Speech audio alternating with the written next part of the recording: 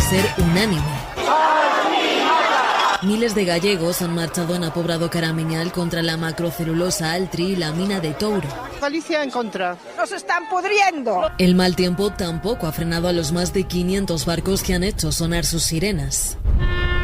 Los manifestantes denuncian el daño que estos proyectos podrían causar al medio ambiente y a la economía de la zona. Este es un atentado. Altri prevé producir 400.000 toneladas anuales de celulosa, una producción que afectaría a los recursos hídricos de la zona. Que va a afectar a nuestros sectores primarios, va a contaminar el río Ulla y puede afectar a la ría de Arousa. Pero la factoría se defiende. Hemos mejorado el proyecto incrementando los planes de protección y recuperación de especies protegidas. Con la fábrica situada en Palas de Rey y en Lugo se crearían también 500 puestos de trabajo, algo que ponen en duda los vecinos de la zona. Que es mentira. Lo que va a destruir es millones y millones de puestos de trabajo. El proyecto recibió la semana pasada el visto bueno medioambiental por parte de la Xunta. Los organizadores apelan a Rueda. Ten que cambiar de rumbo. El futuro de la fábrica depende ahora del gobierno central. De momento no confirman si concederán fondos europeos para poner en marcha el proyecto. Mientras, los gallegos avisan, no pararán para salvar el futuro de su tierra.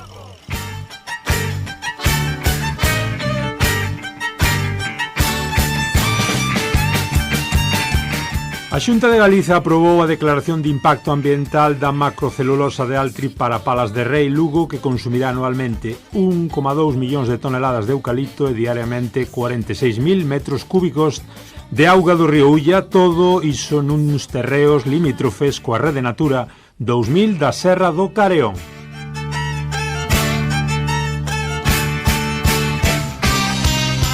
O obxectivo é producir 400.000 toneladas anuais de celulosa e outras 200.000 de fibra textil vegetal. No entanto, o proxecto carece de avaliación do principio de non causar un prexuicio significativo, imprescindível para acceder a fondos europeos vinculados ao mecanismo de recuperación e resiliencia. Segundo o artigo 17 do Regulamento da Unión Europea 2020/852, unha actividade económica só é sostível se non prexudica significativamente os obxectivos ambientais establecidos pola Unión Europea.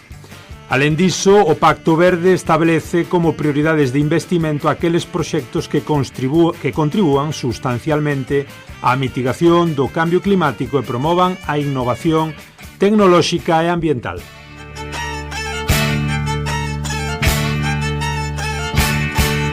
Non obstante, non é o caso deste proxecto.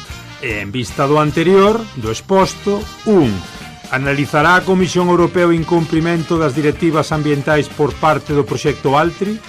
E 2. Permitirá a Comisión a utilización de fondos europeos para un proxecto que incumpre os obxectivos do Pacto Verde Europeo?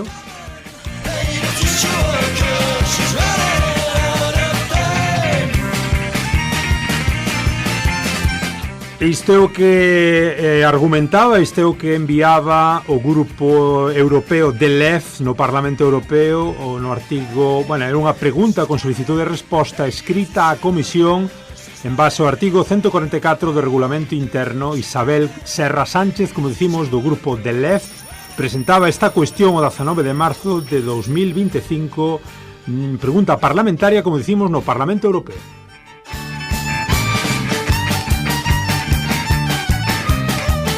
Ola, moi boas, como estades? Eu son Germán Esteves, xa sabedes, o germano á portuguesa, e aquí estades nun novo episodio do voso Galiportos, esta xanela galaico-portuguesa atravesando o Miño con cuestións de todo tipo. Hoxe, como vedes, toca falar de ambiente, toca falar de Altri, outra vez.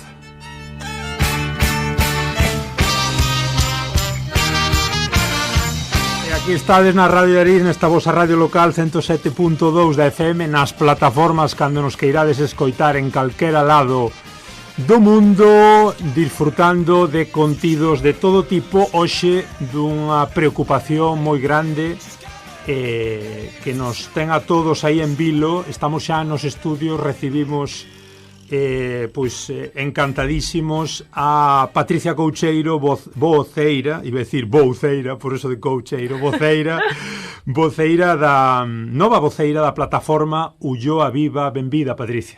Moitísimas gracias, porque aparte eu son unha gran amante da radio local, así que saudos tamén as veciñas portuguesas e un placer estar aquí, en serio, Germán. Moitas gracias. Graciñas, grazas, obrigado a ti por vires ata aquí representando a unha plataforma tan diversa como é Ulloa Viva, que, por certo, comentábamos agora en Off the Record que desde hai apenas unhas semanas, no mes de xullo deste 2025, pois houve eleccións e hai novas voceiras, como é o caso de Marta Gontá, Patricia Coucheiro, ti, e Xulio Fernández, son desos novos portavoces de aí un pouco da plataforma, non? Efectivamente, e hai novas voceiras porque tamén hai nova xunta directiva.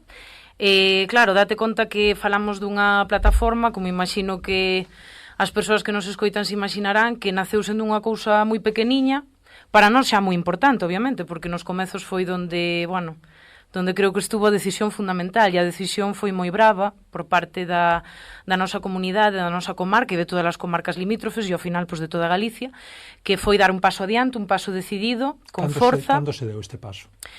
Este paso dase xa, é moi complicado plantear os inicios, pero realmente os inicios debémoslos situar no 2023, porque empezaron xa a realizarse, os primeiros debates, posiblemente nas barras do bar, as primeiras conversas, o primeiro porta por porta, o primeiro navegar a través de Google dicindo perdón, pero isto, que pasa aquí?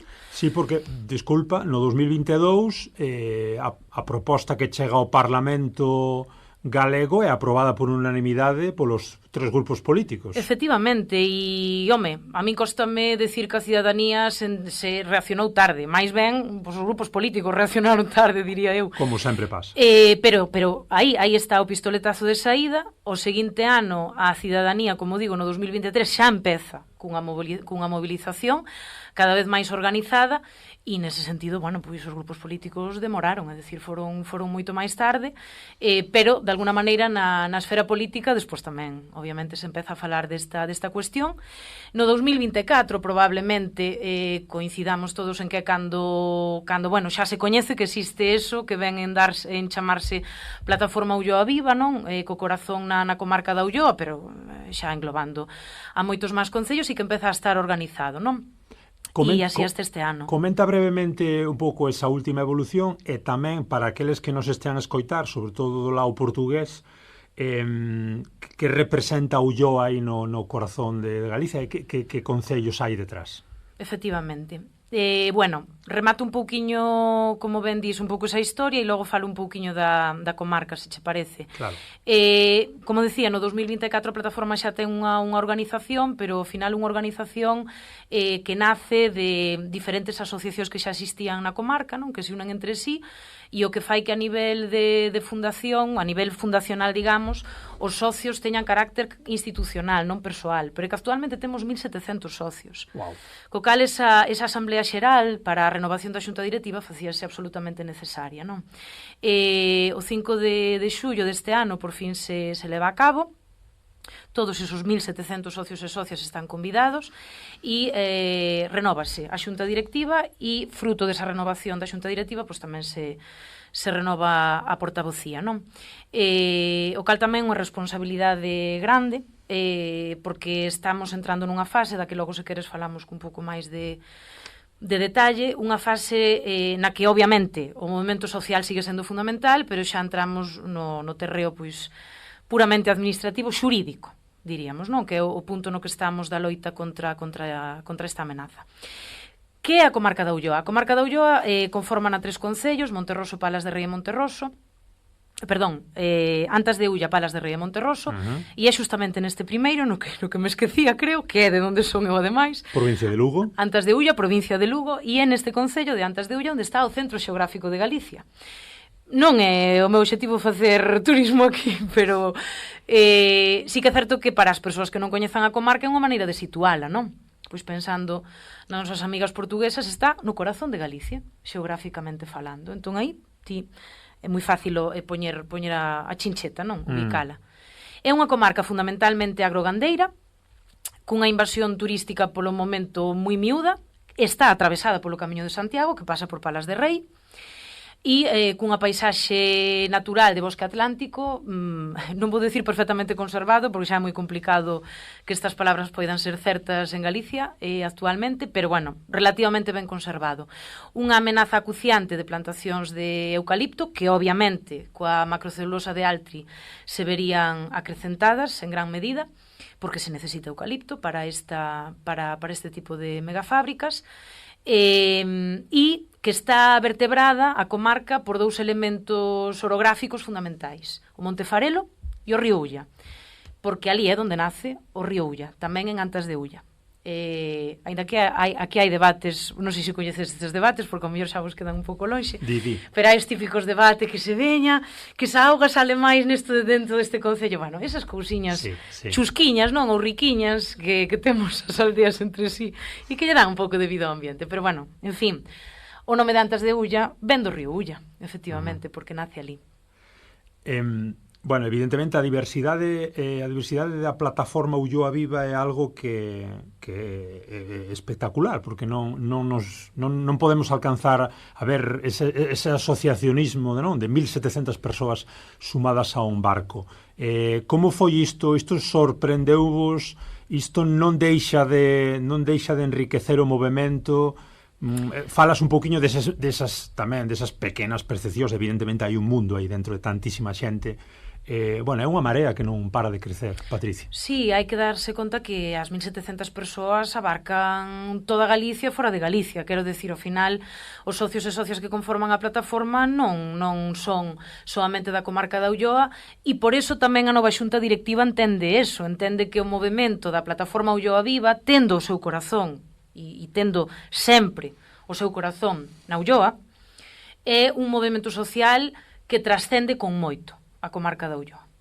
Entón, que o corazón este e a loita este afincada nun lugar, non quere decir que as aliadas e os aliados que nos teñan que acompañar, que están arrimando o ombro a todos os niveis, a nivel laboral, falo a nivel de man de obra, a nivel de traballo, en miles estou exagerando, pero en centos de eventos que a plataforma xa ten feito ou ten participado de alguna maneira desde que nace, pero tamén a nivel económico, no crowdfunding, no goteo que estamos facendo para poder personarnos, non, institucionalmente todo o proceso judicial que vai nacer agora, todo eso trascende con moito a comarca da Ulloa. Sí.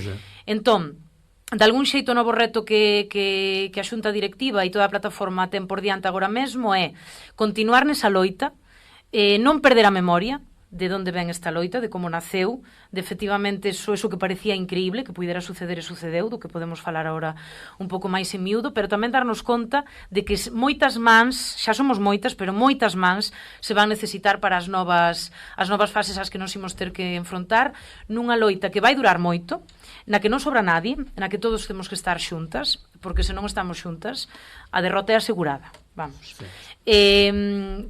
Pero como nace? Se queremos centrarnos nesta cuestión máis romántica, porque así o é, romántica non, nin utópica, porque foi real, non? E solemos chamarlle utopía a un horizonte que non se alcanza, e isto alcanzouse. Ben, é certo que na Ulloa había un tecido asociativo moi grande. De aí que, efectivamente, a maneira de constituirse inicial que tuvo a plataforma bebera das propias asociacións, que é cando menos curioso, non? O normal, cando un crea unha nova entidade asociativa, é casi sempre buscar 3 ou 4 personas que che fagan de presidente, tesoureiro e tal, e fora. Non. Xa a propia maneira o propio xeito de nacer a plataforma é moi simbólico da comarca, non? E non hai que perdelo de vista. A plataforma nace co colchón posto xa nas asociacións da comarca. Non en todas, obviamente, nunha parte. Efectivamente, na parte probablemente máis implicada coa cuestión medioambiental e, en todo caso, con asociacións de corte cultural, non todas, por tanto, pero nunha gran maioría de asociacións da comarca. E a raíz daí existe xa unha rede, que é a rede típica que todas as asociacións que teñen, que provoca que, petando nunha das 7 ou 8 asociacións constituintes, petas en 300 personas. Porque cada asociación ten unha rede xa de contactos e unha rede capaz de mover territorio xa moi grande. Isto é moi importante. Isto é trascendental. Porque aparte, bueno, yo que se está continuamente intentando deixar a ver desde a xunta, e agora vamos con todos eses puntos, é que, bueno, pues pues, este proxecto ten que ir adiante tamén, bueno, máis que nada, polo que tamén lanza Altri, non? A celulosa, pues que estamos ante unha comarca deprimida. Vos estades fartos de decir que é xustamente o contrario. Esta comarca é viva, non só porque o digan as siglas e o nome da vosa plataforma, sino por o tecido asociativo e o que estás comentando. Totalmente. Non? Bueno, eso... quizá non hai que ser soberbios, non? Nos vimos de familias que sempre advirten que non hai que ser soberbios, non? Pero, bueno, daba un pouco de risa.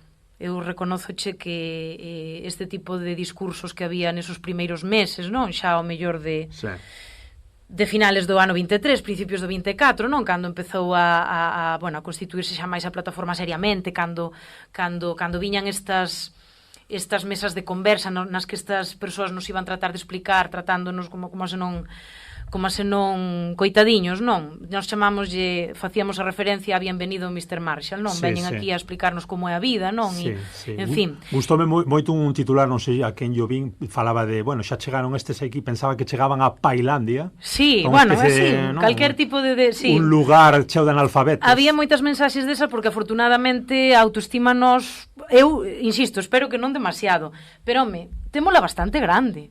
E creo que a veces hai que decir eso, decir, na Ulloa nadie ten unha idea do noso territorio deprimido ou analfabeto ou nada desto. Temos unha vida cultural, a nada que empeces a conocer a comarca da Ulloa e teñas a referencia de certos festivales que existen na comarca, como son de Aldea, como Festival Agroqueer, como Festi Ulloa, que son auténticos baluartes a nivel galego de movementos sociais e de ideas que nacen no rural, non nacen na cidade. Pois a nada que un coñeza mínimamente a comarca da Ulloa darase conta que, home, esta sensación as persoas que vivimos ali non a temos. E co Dez ao lado tamén, con Melide, con Arzúa. Totalmente, non se nos pode olvidar isto, é dicir, todas as terras do medio, todas as terras colindantes a Ulloa son protagonistas e son, desgraciadamente, sufridoras desta amenaza. E estamos xuntas na loita desde o minuto cero e aí o nome non debe de ningún xeito desvirtuar que o territorio que representa a plataforma é moito máis que a comarca da Ulloa, xa nun primeiro sentido, nun primeiro nivel, e logo, como decía desde o principio, xa estamos entendendo o territorio como un macroterritorio, obviamente. Isto non é unha loita única exclusivamente local. Entendelo así é un erro. Fainos un pequeno repasiño histórico sobre todo que comentabas desde o 23, desde que se comezan a establecer estas voces discrepantes ata o día de hoxe, para despois comentarmos un poquinho no punto no que estamos e os pasos que temos que dar. Bueno, pois, efectivamente, no momento en que se dá o paso xa non de que haya unha serie de persoas preocupadas, non, que empezan de alguna maneira a reunirse, a falar, a ver como se pode, bueno, de onde sacar a información moitas veces, porque había unha ausencia de información grande, como ben decíamos ao principio, non? No 2022 unha cousa, logo no 23 cuidado, que isto non pinta así, en fin.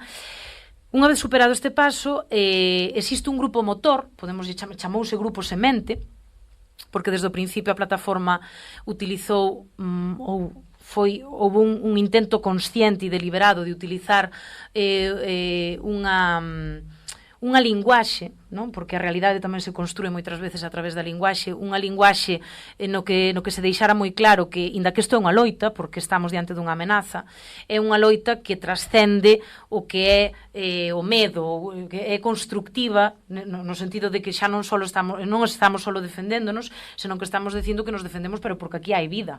Non é só que nos estén tratando de acalar, senón que nós temos unha voz e un xeito de vivir e un deseño para un futuro da comarca, do noso territorio,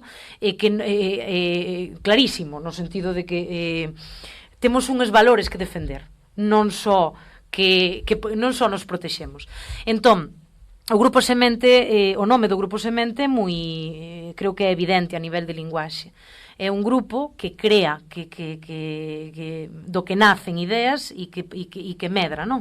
Bueno, pois o Grupo Semente, para que a xente que nos escoita nos entenda, foi un grupo a través do cal se vertebrou todo o que foi a coordinación da loita contra Altri desde esos principios, non? Foi un grupo que, a raíz do cal, naceron microgrupos de traballo, o grupo de traballo de saúde, o grupo de traballo de augas, o grupo de traballo de biodiversidade, grupos de traballo que se foron orientando primeiro en analizar cales eran as amenazas reais que supoñía Altri para a nosa comarca, nesos eidos todos, non? E non só estes máis, pero bueno, estes son representativos. E logo tamén foron os grupos que lograron analizar esas miles de páxinas que foron o proxecto que despois foi declarado favorable pola Xunta de Galicia, non? Un informe inmenso ilexible, obviamente, para a maioría da población, con seguridade, e que tamén esos grupos de traballo se encargaron un pouco de ler e de articular. Esos grupos de traballo foron tamén, por exemplo, os que participaron en charlas difundindo un pouco que supoñía Altri, en que iba a consistir, etc. Entonces, a partir dese grupo semente, dese grupo motor, nacen estos grupos de traballo especializados, porque eu sería incapaz, falábamoslo tamén off the record, sería incapaz de dar todos os datos que as diferentes persoas que coordinan cada grupo de traballo logran, obviamente, dar e explicar e profundar, pero ao mesmo tempo tamén naceron os grupos vivos, que é algo polo que probablemente a inmensa maioría de persoas de Galicia e de fora de Galicia que coñezan a plataforma a coñecen, que son grupos relativamente independentes, no sentido de que están integrados, comunicados, obviamente, co grupo semente, co grupo motor, por tanto, coa plataforma, pero teñen reunións e teñen un sistema de funcionamento hasta certo punto independente. Son grupos que se crean nas diferentes localidades, non só da comarca da Ulloa e concellos limítrofes, senón por toda Galicia e por todo o Estado, e que levan a cabo eles de forma autónoma diferentes eventos, diferentes charlas, e que son propiamente os que consiguen que a loita contra Altri permee como permeou en todo o territorio galego. Non sería imposible. E fora, como escoitábamos na intro a noticia esta de Televisión Española, aínda estamos pendentes de que a TVG e compañía saquen noticias do estilo, analizando todas as manifestacións que se levan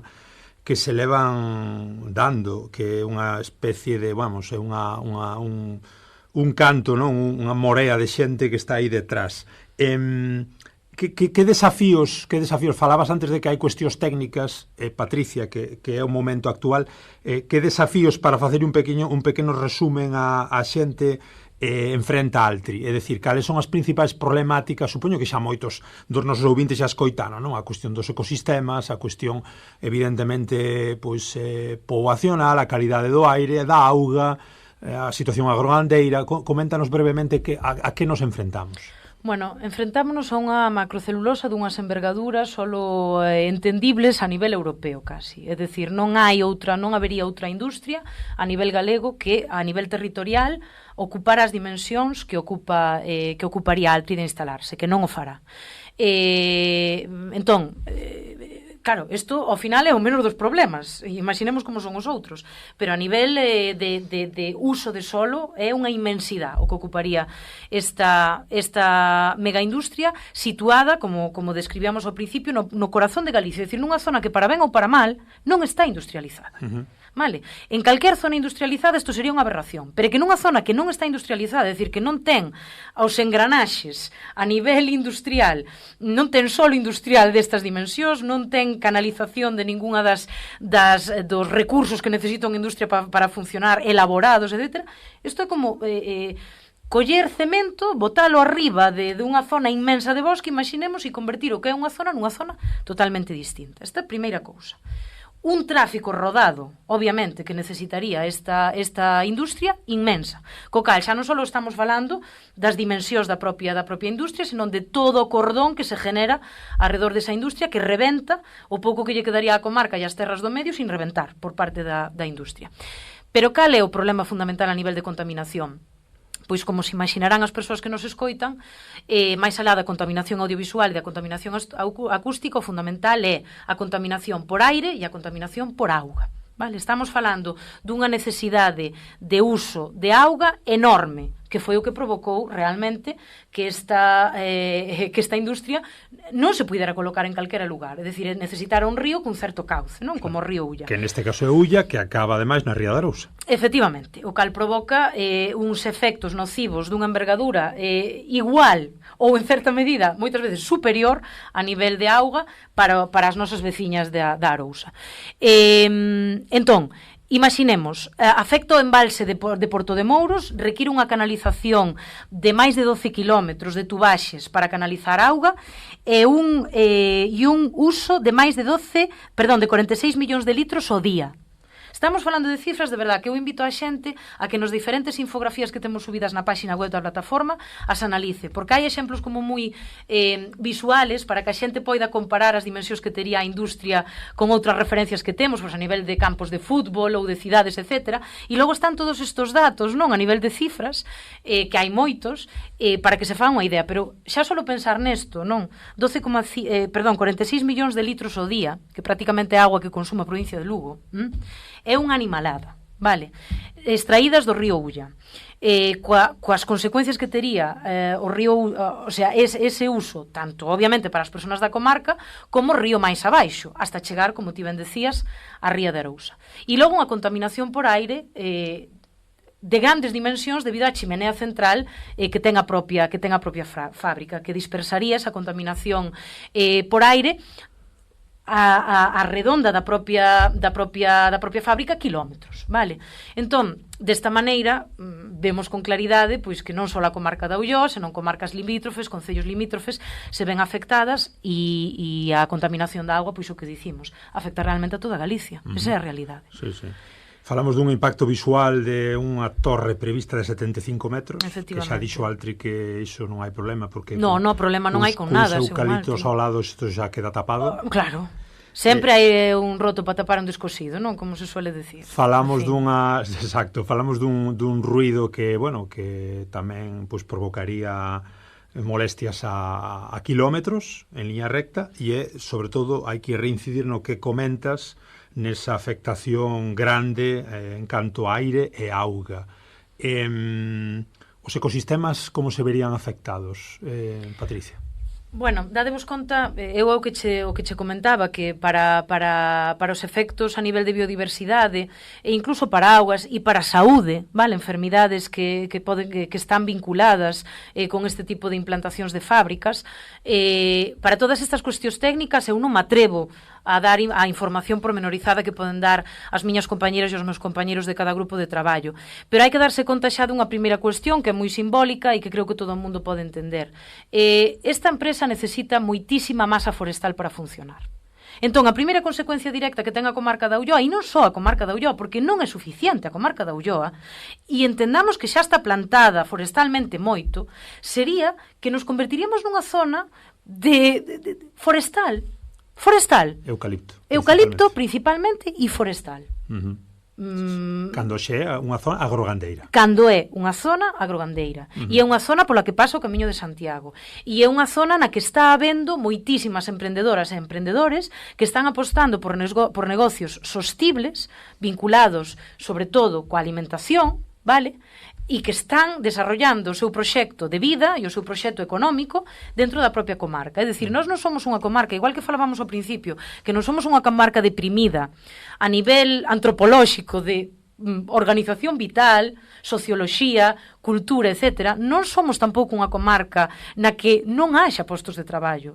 Iso é mentira. Esa é unha idea que se planteou desde o principio e que ao principio alguna xente creou, sobre todo coas famosas promesas de Altri, pero era mentira. Cando o propio Altri xa foi baixando as propias cifras, a xente deuse conta que eses discursos iniciales eran unha soberana mentira e a xente moi rara vez perdona as mentiras.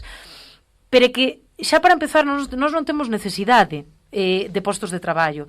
Temos postos de traballo xerados polo Camiño de Santiago que se perderían probablemente se implanta Altri. Temos necesidade de man de obra en explotacións agrícolas e gandeiras. E hai persoas, insisto, que están desarrollando o seu propio proxecto de emprendemento na comarca. É dicir, en varios sectores a comarca está viva, está rica e non necesita que realmente veña un salvador externo a buscarlle o futuro. Déixame saudar uns minutiños escoitarmos outra voz, outra opinión. Temos por aí xa a Manuel Adán, alcalde de Santiso. Moi boas, Manuel. Hola, boas. Graciñas por nos atenderes. Non sei se tú podes escoitalo, non? Pon os tes por aí os cascos. tes por aí, sí, estábamos por aquí con Patricia Coucheiro da plataforma Ulloa Viva. Coméntanos, Manuel, que supón Altri para Santiso? Que está pasando aí en Santiso? Como se está vendo toda esta situación? Bueno, antes de nada, saúdos a Patricia, que non a coñezo, pero saúdos a Patricia e aos ouvintes. Saúdos. Que supón para Santiso? Bueno, pois igual que para o resto da comarca, nada bon para Santiso. Eu sempre, cando alguén me entrevista, digo que probablemente ao principio, cando nos empezaron a falar de Altri, eu mesmo o vía con relativos bons ollos, sin coñecelo, evidentemente, porque isto é algo que se foi desenvolvendo pouco a pouco, non? O coñecemento de Altri, que ao principio non sabíamos de que iba, todo o contrario, que se nos vendiera como algo, en primeiro lugar, que crearía moitos postos de traballo, e en segundo lugar, algo, pois, hasta certo punto compatible co medio. E unha vez que nos damos conta de que non se cumple nin a primeira nin a segunda premisa, en resposta á pregunta, nada bon, todo o contrario. Que é Santiso Vivo, Manuel, digamos a nivel asociativo e tamén aí en correlación con Ulloa Viva, como está o movemento aí, digamos, anti-Altri que se está facendo, como se está a xente, como se está asociando, que se está falando, cales son os últimos movementos? Bueno, o movemento é un movemento moi vivo, xa non me di, moi vivo porque, bueno, estamos fronte a unha agresión directa a nós, ao noso medio de vida, ao noso medio ambiente, e, polo tanto, estáse movendo moito o asociacionismo, e detrás del imos individualmente cada unha das persoas que vivimos aquí. Que se está a falar? Bueno, a seguir un pouco ca guerra que temos aí diante, a seguir enfrontándonos a ela e a seguir pelexando ata conquerir que nos instale. E cales pensas un pouco que van ser os próximos movementos, alcalde? Que pensas que vai ser este 2025, logo de, bueno, un pouco dos movementos, de todas as manifestacións, da declaración favorable, que agora falaremos con Patricia, do impacto ambiental, bueno, un pouquiño a disposición da Xunta a continuar co proxecto e tamén as dificultades que xa se están poñendo desde Bruxelas, desde Madrid, o non concederen pois fondos, axudas pola descarbonización. Digamos que isto é algo positivo, é dicir, que se albisca, que como ves un pouquiño os meses que ven nesta loita? Ben, nós seguiremos, eu entendo que, polo menos, entendo o Concello, non, plantexando a batalla social e a batalla política, e tamén, cando chega o momento, nós teremos aí a batalla judicial, que non a descartamos, nin moito menos. Entonces, e tamén iremos vendo en cada momento que é o que máis interesa facer, pero eu entendo que os tres eixos estos seguiránse mantendo. Pois unha aperta moi grande, alcalde. Continuamos en contacto. Graciñas por estar connosco. Moitas gracias a vos. Un saúdo. E aquí continuamos con Patricia. Gustábanos un pouquiño escoitar tamén máis voces. Neste caso, unha voz política, o que temos que deixar moi claro, que Altri vai máis alá de voces políticas, a pesar de que xa se está intentando un pouco desde a Xunta do PP, entendo eu, poñerlle a etiqueta de cuidado que a plataforma está do bloque, non? Isto temos que deixar claro. Sí, bueno, este é unha loita, como comprenderás, e a nadie lle asustará que desde os principios hai con calquera movimento social, non? Eu non son politóloga nin historiadora política, pero calquera persoa experta neste terreo seguramente nos poderá confirmar que non hai movimento social sin intento de que se convirta nunha loita política. De ninguna maneira podemos confundir isto, por eso quería facer fincapé ao principio da entrevista. Todas as persoas que estén en contra de Altri para a plataforma son aliadas, pero ninguna é a plataforma. ninguna. A plataforma está constituída polos socios e socias que a conforman e dirixida por esos grupos vivos, por esos grupos de traballo e por esa xunta directiva. Agora ben, enténdese perfectamente que a loita contra este tipo de ameazas pois obviamente tiña os seus ecos e as súas reverberacións xa non só nos concellos afectados, como é o caso que motiva, entendo, a entrevista que se acaba de facer, senón obviamente incluso a nivel galego e a nivel estatal. Os seguintes pasos que lle preguntabas o alcalde na loita desde a plataforma están relativamente claros, inda que estamos á esperas, como a sempre, non?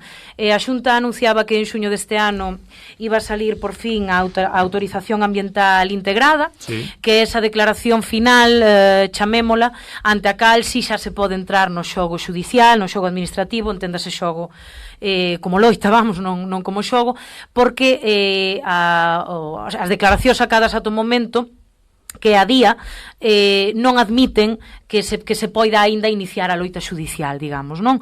Por fin a plataforma, despois de dar un pouquiño a batalla, foi reconocida como parte afectada, porque lembrarán as persoas que nos están escoitando que xa houbo, entre as mil non sei como explicalo sin ser excesivamente violenta, entre as 1000 gamberradas, vámoslo decir así, que a Xunta lle está facendo a cidadanía, que claramente está en contra da implantación desta fábrica, non solamente a plataforma, está de cuestionar por que certas persoas e certas entidades están afectadas, digamos, se poden personar como institucións ou persoas afectadas.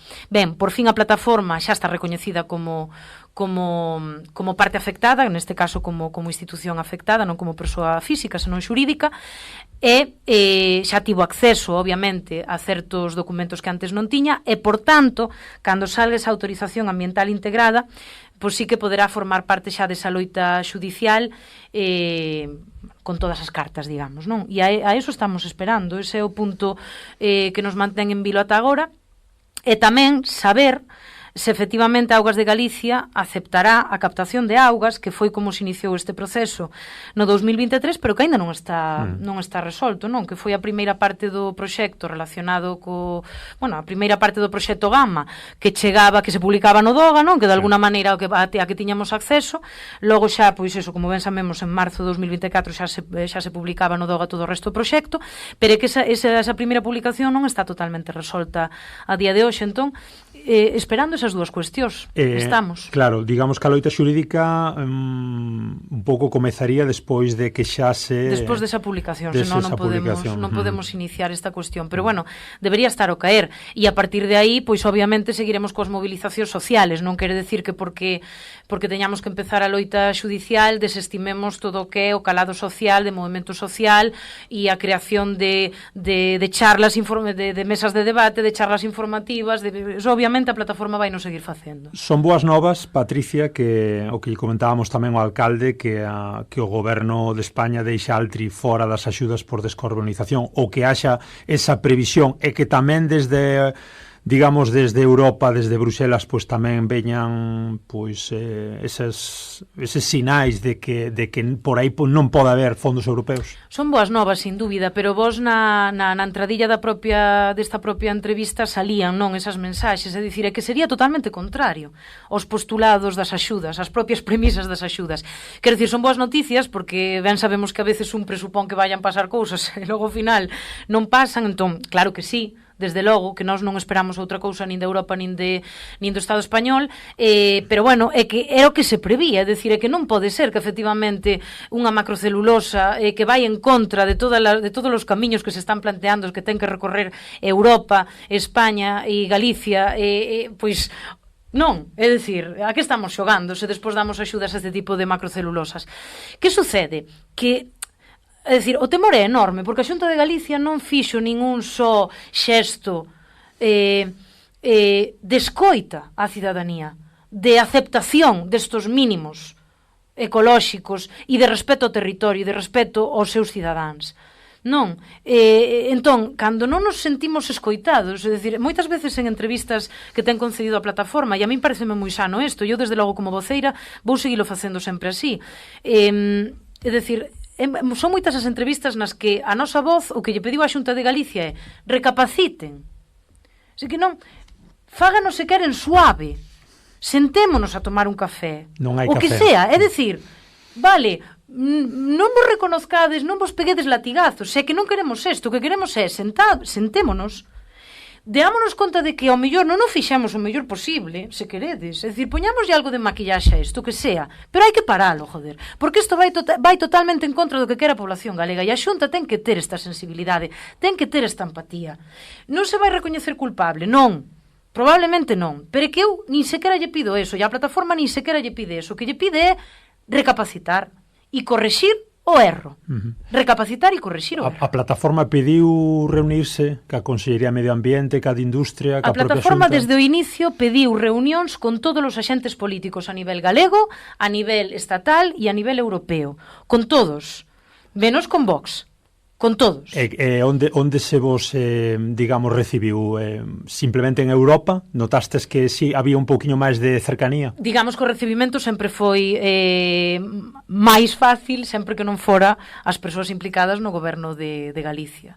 Que sí que, bueno, a comunicación con eles é harto complicada. En Madrid, como que se lle vendeu ou que se lle dixo nas reunións á plataforma? Estamos con Bosco. Non se dixo, é dicir, claro, os posicionamentos políticos tan claros, pois a veces son moi complicados que saian a luz, e en todo caso habría que preguntarllo a coordinadora nacional da anterior xunta directiva, non? Eu nese sentido, pois eso, deixaba claro ao principio que formo parte do que é a nova xunta directiva e estamos ahora buscando as engranaxes, non impoñéndonos o día. Pero sí que é certo que a escoita por parte de Europa e por parte do Estado español foi de empatía, cando menos de escoita, de comprensión da preocupación e de, bueno, de esa idea compartida de que realmente as axudas públicas, bueno, era cuestionable ou digamos, había un recoñecemento de que contra, o sea, o plantexamento da macrocelulosa contradicía certos postulados das propias axudas. Entón, se ven non en todos os casos un posicionamento claro, porque non en todos os casos houve un posicionamento claro, si desde logo un cuestionamento e unha comprensión de que era efectivamente dubidoso que un proxecto así pudera recibir axudas.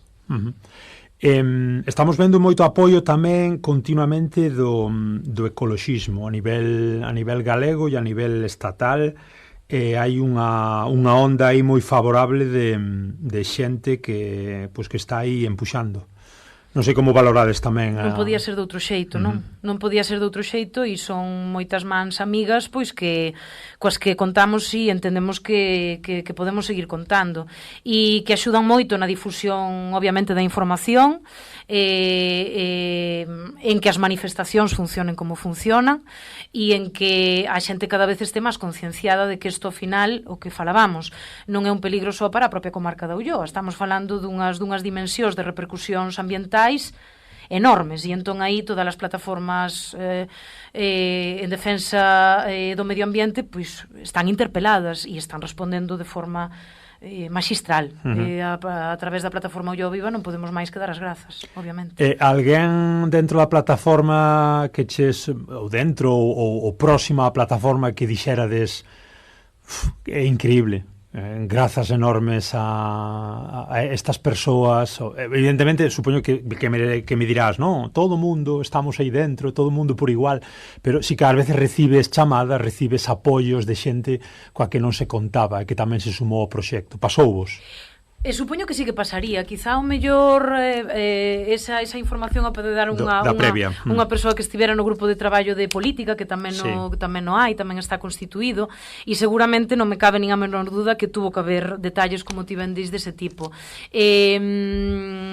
Eu, nese sentido, previamente no anterior grupo motor, participei soamente no grupo de coordinación nacional, non, a hora de coordinar as diversas manifestacións que se levaron a cabo, e sempre houve, decir, un respeto e un entendemento entre as organizacións das que formaban parte, pois sí, que creo que é envidiable, que ao mellor non todas as loitas sociais, pois a veces o teñen. Pode haber, como te imaginarás, é decir, diferencias, mil historias e hainas, obviamente, pero sí que creo que houve un traballo conxunto que hasta ahora pode ser moi pouco punible, pode ser moi pouco tachable, con todos, insisto, con todos os errores que todos podemos ter, pero non é certo que non podo dar unha información ao mellor máis concreta, que moitas compañeras ao mellor sí que poderán ter dado, non me cabe dúbida. Non miro entón para atrás, que bastante me estás aquí xa resumindo e aguantando. Vou mirar para adiante e volvo outra vez xa acabando un pouco na entrevista. Esa loita xurídica que nos comentabas, cales son os pasos que se prevén, digamos, neste próximo exercicio cara ao 2026? Estamos todos á expectativa do que pasa aí con respecto á Xunta? Van seguir as movilizacións? Que se van falar nas próximas reunións vosas na plataforma? Pois mira, comentábache antes que as reunións máis inmediatas sempre, obviamente, en alerta, no sentido de sin utilizar un linguaxe bélico. E ollo con agosto, pero... Patricia, porque en agosto sempre se colan cousas, a actividade política en agosto aproveita. É dicir, sempre en alerta, porque, bueno, estamos o que estamos, e estamos a defendernos ante unha amenaza descomunal, entón, sempre en alerta. Eso por un lado. Logo, xa non digo sempre en alerta, que eso vai xa a nivel xeral, senón moi pendentes destas declaracións, destas resolucións, non, o que falábamos, pero logo ahora mismo temos unha cuestión fundamental que é a reorganización fruto do cambio de equipo directivo, a reorganización e a posta en marcha novamente despois de non máis, ao mellor de 2 meses, un pouquiño de, non de parón, pero si un pouco de baixada de ritmo, non, para poder facer este proceso da maneira máis orgánica posible, pois agora estamos moi metidos durante este mes e probablemente durante o mes que ven en reorganizar todos os grupos de traballo, en reorganizar a coordinación cos grupos vivos, etc. É dicir, eso ocúpanos ahora mismo o tempo, e ademais entendemos que non lo ten que ocupar porque, volvo a dicir, non é o mismo organizar un movimento que xa non vou dicir de 7 ou 8 asociacións, de 100 persoas, non, que xa sería unha barbaridade, 200. Estamos falando de 1.700 socios e socias. Un movimento e os que virán. E un movimento que crece exponencialmente. É dicir, que o que estás utilizando hoxe probablemente xa non che valga dentro de 6 meses. É dicir, hai que buscar un engranaxe que teña máis ou menos un funcionamento orgánico manexable e que ao mesmo tempo poida ser participativo para todas as persoas que forman parte. E ese é un reto enorme que está por diante, que máis ou menos está claro como se vai vertebrar, pero que hai que poñerse a iso. Entón, moito esforzo aí, moito estado de alerta e o foco centrado xa nesas declaracións e, por tanto, a ver, un grupo de traballo legal xa constituíndose, que obviamente entrevistado dentro de un mes podería pormenorizadamente indicar cales poderían ser os vericuetos que a loita legal, a loita xudicial, podería traer, eu non, pero probablemente nun mes e medio estaríamos en condicións de que ese grupo de traballo... Un equipo de abogados potente, digamos. Sí, un equipo de abogados potente, un grupo de traballo, insisto, porque inda que a plataforma se apoie. A plataforma obviamente se apoia nunha xestoría, a plataforma obviamente se apoia, pois iso, en certas persoas profesionales a todos os niveles, pero a plataforma, como non podía ser de outro xeito, ten unha autonomía. E, por tanto, por moito que a nivel de xestión haya unha xestoría que apoie, hai unha tesourería propia da asociación que é a que funciona. E por moito que haya uns abogados ou abogadas profesionales que axuden nesta loita, nós temos un grupo de traballo vinculado co xudicial e co legal que é totalmente autónomo dentro da plataforma, que é realmente o que vai tomando as decisións e marcando as pautas apoiados en profesionais. Entón, aí o que me refiro é que dentro duns meses, perfectamente ese grupo de traballo propio da plataforma, conformado por persoas cercanas ao ámbito legal, ao ámbito xudicial, poderían dar máis detalles de, bueno, pois que se prevé, non? E por onde habería que presupoñer que vai ir a loita en canto salga esta declaración e realmente se poida personar a propia plataforma a nivel xudicial. Como parte afectada. Como parte afectada. Pasóusenos a entrevista voando minuto, eu non sei de verdad, o tempo na radio é unha cousa que é increíble, eu faríache 15.000 preguntas máis, supoño que teremos, seguro que hai ocasión. Seguro que teremos que facer máis. Desgraciadamente, direi, desgraciadamente. Sí. Era mellor que non tuveramos que falar. Era mellor, pero bueno, quen pense que isto vai ser rápido, pois probablemente é unha carreira de fondo, estemos nun error, non. Non comentaba, bueno, hai que decir esta pincelada, non me resisto, non? Ao principio a celulosa comentaba o proxecto que influiría a nivel laboral 2.500 postos de traballo, despois pasou a ser 500, hoxe xa a cuestión andaría alrededor duns 200 máis ou menos. Bueno, en fin, cada volta de aí de Torca é un pouquiño menos, non? Bueno, o que se nos ofrece. É dicir, desde o principio que os grupos de traballo se puxeron a funcionar, non? É dicir, a nada que unha persoa que controle algo de como funcionan este tipo de macroindustrias, pois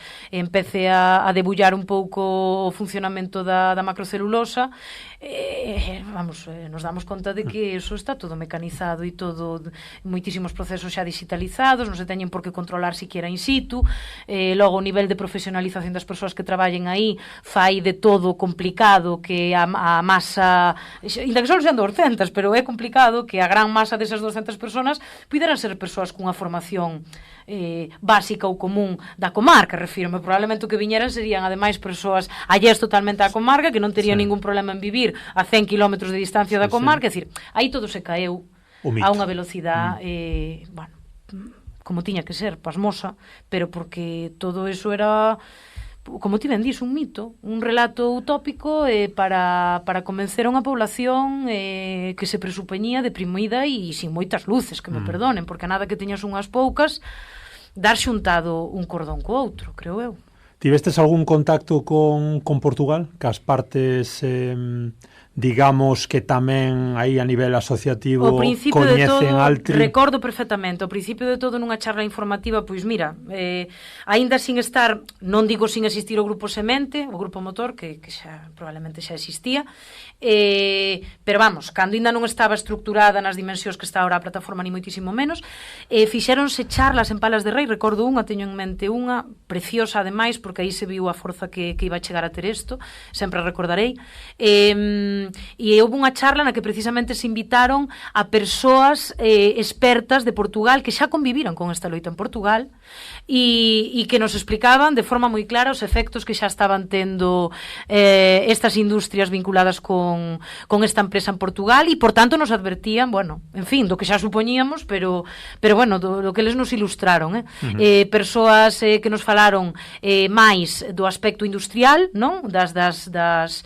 Das instalacións que había ali e incluso un biólogo, recordo perfectamente, que nos falaba das consecuencias que estaban tendo a nivel de ecosistema en todo o territorio afectado, que obviamente pois pasaba un pouco como aquí, é dicir, non era xa só o territorio de implantación da fábrica, senón que a nivel de augas afectaba un territorio inmenso, e en Portugal estaba pasando, vamos. Temos un episodio que podedes revisar aí nas plataformas do ano pasado, o episodio 47, a segunda parte de Altri, faláramos daquela con Celti Alaya, estou lendo por aquí, efectivamente, da plataforma, e con João Ribeiro, enxeñeiro lisboeta, afincado en Vilarreal, que igual estivo na charla. Estou segura que nese episodio do que falaríades con máis, valga a redundancia, seguramente referiríades vos a estas charlas, seguro, porque daquela estaban máis recentes. Daquela eran charlas que a nivel territorial as tiñamos como referencia porque sucederan facía moi pouquiño. E a nos servíranos como unha toma de conciencia clarísima acerca da amenaza que se estaba chegando. Con que pechamos, Patricia? Un desexo, un ánimo, un proxecto, algún dato que queira sinalar que deixáramos no tinteiro? Eu quixera compartir unha... Cóstame moito chamalo alegría, pero desde logo eu sinto así. E tamén creo que igual que moitas veces hai rabia e hai odio, a veces tamén hai que compartir isto. O mellor pola temática da que estamos falando ou pola nosa maneira, non sei se aguerrida de falar, dá a sensación como que estamos cheos de carraxe. Non, eu non estou chea de carraxe, eu estou moi preparada para saber que o enemigo é grande, pero eu estou notando nas últimas semanas e nos últimos 15 días, e así o quero decir porque creo que de recibo decilo, un retorno á unidade na comarca da Ulloa e un retorno á unidade entre todas as persoas que desde o principio estivemos dunha maneira ou doutra aí, enorme.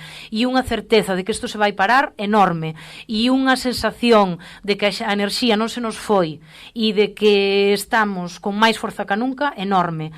E estamos xuntas e vámolo parar. Esa é a idea coa que eu quero rematar esta entrevista. Altri non é imaginable nin é real para a Ulloa. Pois pouco máis que engadir. Patricia Coucheiro, un placer, graciñas. Igualmente, Germán, Carlos. De parte nosa daqui da radio, de parte de todos os nosos ouvintes, que cada vez son máis tamén, aí nas plataformas e tamén na comarca, evidentemente, obrigadísimo, graciñas, por estar aquí representando a un colectivo tan importante, hoxe en día, posiblemente o colectivo máis importante a nivel galego de loita social e ambiental, como é a Ulloa Viva. Moitísimas gracias a vos e longa vida a esta radio. Longa vida.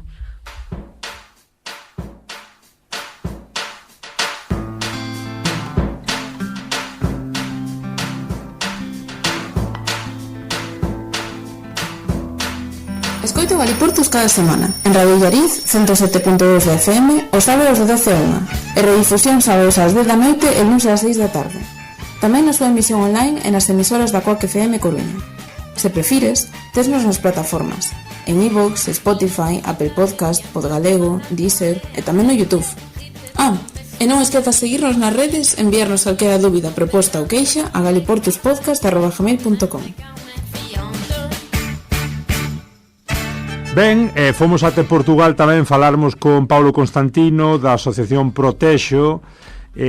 Paulo non nos puido atender, remitiunos posiblemente a próxima temporada, temos aí pendente tamén un contacto moi interesante con el e con Paulo Pimenta para falarmos dese impacto da celulosa en Portugal. O que sí que nos recomendou foi algún texto que é moi interesante, un pouco para resumirmos a cuestión. Un deles é a entrevista que deu o tal Paulo Constantino 3 de abril de 2024 para Galicia Press, baixo título "Celulosas como Altri non garanten o emprego local a longo prazo", advirten os ecoloxistas de Portugal. Isto é o que comentaba brevemente ese artigo. O grupo industrial luso perseguiu xudicialmente a un dos activistas que denunciou que unha das súas celulosas contaminaran o río Texo en Portugal en 2018. Así o lembran Ana Silva e Paulo Constantino, portavoces da Asociación Protexo, nunha conversa con Galicia Press, onde tamén abordan, entre outras, as cuestións de se as celulosas son realmente a mellor alternativa para o emprego nas zonas rurais. Continúa o artigo dicindo que Arlindo Márquez volveuse viral en Portugal cos seus vídeos nos que mostraba o río repleto de espuma, recordade o Texo, en 2018. A industria, socia mayoritaria da macrocelulosa que agora pode instalarse en Palas de Rei, sempre negou a responsabilidade e, de feito, levou a Márquez aos tribunais. Finalmente, tras o vertido en 2018 en Abrantes, o goberno de Portugal impuxo 2 multas a Celtexo, que é unha filial de Altri, e forzou a recortar temporalmente a produción. Que lle pasou co activista que lanzou a alerta? Pois a celulosa retirou a súa demanda de indemnización civil por difamación, explican os compañeros a esta redacción. Desde entón, Márquez, coñecido popularmente como Guardián do Texo, recibiu varios premios pola súa labor cidadá. O ocurrido no río Texo pode non ser comparable co que está ocorrendo en Palas, que descoñecemos, só podemos achegar algúns consellos desde a nosa experiencia, explican os compañeiros de Arlindo Márquez.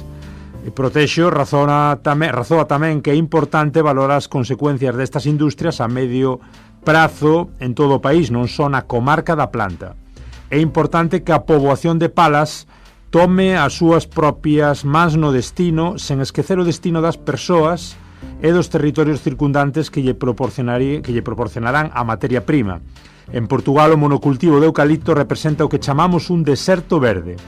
Converteuse nunha especie invasora.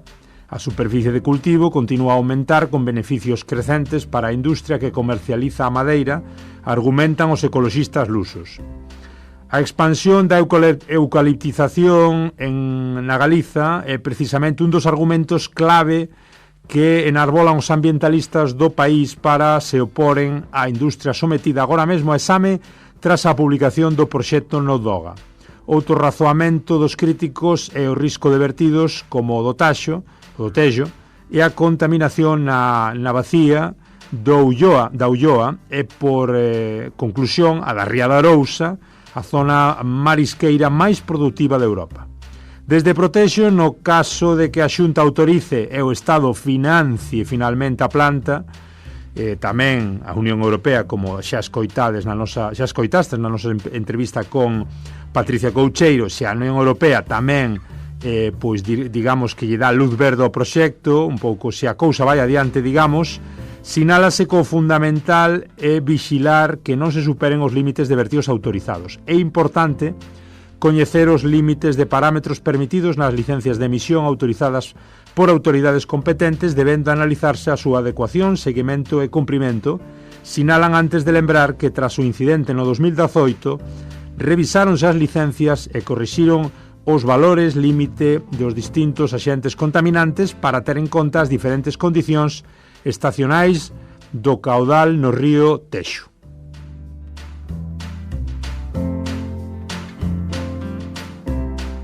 Queríamos concluir este fantástico episodio que tivemos aquí sobre Altri, actualizándonos un pouco dunha realidade que xa leva latexando aquí en Galicia e tamén do lado portugués saben ben o que é este tipo de macroproxectos de celulosa. Como dicimos, ata aquí este episodio de Altri en versión 2025. Mais nada, agradecervos a vosa escoita, agradecervos tamén a Carlos aí nos mandos técnicos. Hoxe marchamos cun temazo de Ruxe Ruxe, Altri non. Graciñas, obrigado, chao, chao.